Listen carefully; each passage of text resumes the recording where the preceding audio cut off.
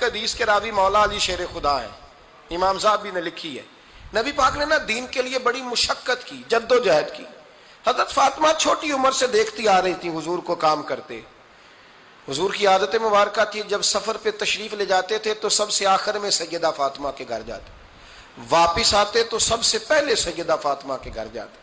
مولا علی کہتے ہیں ایک دن میں نے عجیب نظارہ دیکھا، نبی کریم علیہ السلام سفر سے واپس آنے والے تھے، میں نے حضرت فاطمہ کو اطلاع دی کہ حضور آج پہنچ جائیں گے، تو انہوں نے گھر سارا صاف کیا، سجایا، سوارا، کھانا پکایا۔ لیکن فرماتی ہیں جیسے ہی حضور اندر داخل ہوئے نا گھر کے، جناب فاطمہ نے حضور کا چہرہ دیکھا تو ہاتھ پکڑ کے چومنے لگی، اور کہتے ہیں جب انہوں نے سر اٹھایا تو ان کا چہرہ سارا آنسوؤں سے بھرا ہوا تھا۔ رسول کریم نے بیٹی کے سر پہ ہاتھ رکھا، بٹھا لیا، فرمایا فاطمہ بیٹے رونے والی تو بات کوئی نہیں تھی، کیوں رو پڑی ہو؟ تو عرض کرنے لگی محبوبہ میں بچپن سے دیکھ رہی ہوں، محنت کرتے، جد و جہد کرتے، مشقت کرتے، یا رسول اللہ آج آپ آئے ہیں تو آپ کے چہرے پر تھکاوٹ کے آثار ہیں، حضور وجود تھکا ہوا ہے۔ یا رسول اللہ میں نے ساری زندگی آپ کو کام کرتے دیکھا ہے، مدینے والے حبیب مجھے بتا تو صحیح کام کب تک کرنا ہے؟ کو وقت آئے گا جب آپ کی کمر بھی بستر سے لگے، کو ٹائم آئے گا آپ گھر میں بیٹھیں، من پسند غذائیں کھائیں، حضور کب تک یہ جد و جہد کرنی ہے، کب تک یہ کام ہوگا؟ جناب فاطمہ فرماتی حضور نے میرے آنسو پونچھے۔ مولا کائنات شیر خدا فرماتے ہیں نبی کریم علیہ السلام فرمانے لگے فاطمہ تیرے باپ کی ڈیوٹیاں بڑی زیادہ ہیں، جب تک دنیا کے آخری کونے تک دین نہیں پہنچ جاتا، اور جب تک اینٹیں اور پتھر بھی میرے دین کا پیغام سن نہیں لیتے، اتنی دیر تک تیرا باپ جد و جہد کرتا ہی رہے گا۔ پھر یہ ساری کیفیت جب دیکھی نا کہ حضور اتنی محنت کرتے ہیں، تو پھر جناب فاطمہ کو میرے نبی کی امت سے پیار بڑا ہو گیا۔ امام حسن کہتے ہیں میری اماں سارے کام کرتی تھی گھر کے، میں نے سینکڑوں دفعہ یہ بات کی ہے اور میرا دل کرتا ہے روزانہ کروں، پھر کرتا ہوں۔ دنیا میں کوئی اتنا غریب ہے جس کی بیٹی اتنا کام کرے کہ ہاتھوں پہ چھالے پڑ جائیں؟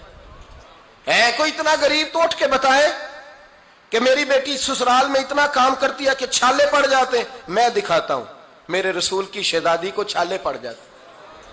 کچا مکان، جناب فاطمہ جناب فضا آپ کی لونڈی تھی، ان سے مٹی منگاتی اور گھر میں لیپا پوتی کرتی، پھر جھاڑو دیتی۔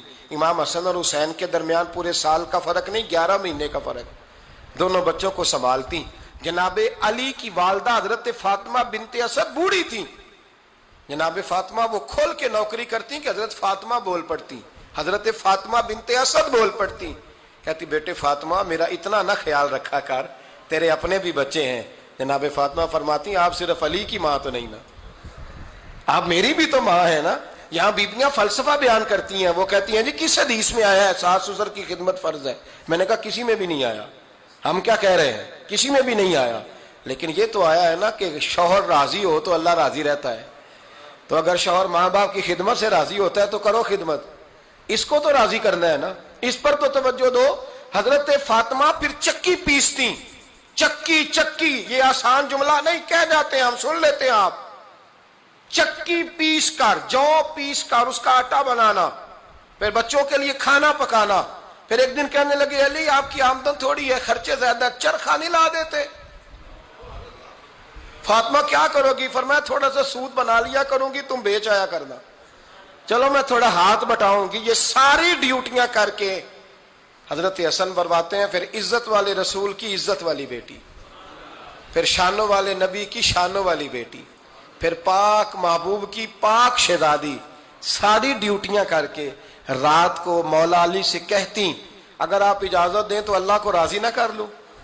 حضرت علی فرماتے فاطمہ جیسے دل کرے۔ تو امام حسن کہتے ہیں پھر میری ماں مصلی بچھا لیتی، مصلی، اور پھر ساری رات وہ نماز پڑھتی، ساری رات، اور فرماتے ہیں جب سویرے ہاتھ اٹھاتی تو پہلی دعا یہ کرتی اے اللہ میرے رسول کی امت پہ رحم فرما، اے اللہ میرے رسول کی امت پہ رحم فرما۔ تو کہتے ہیں زمانے بیت گئے یہ دعا سنتے، تو ایک دن میں قریب گیا تو میں نے کہا امی حضور کوئی دعا میرے لیے بھی کر دیں، کوئی حسین کے لیے بھی کر دیں، کوئی زینب کے لیے بھی کر دیں۔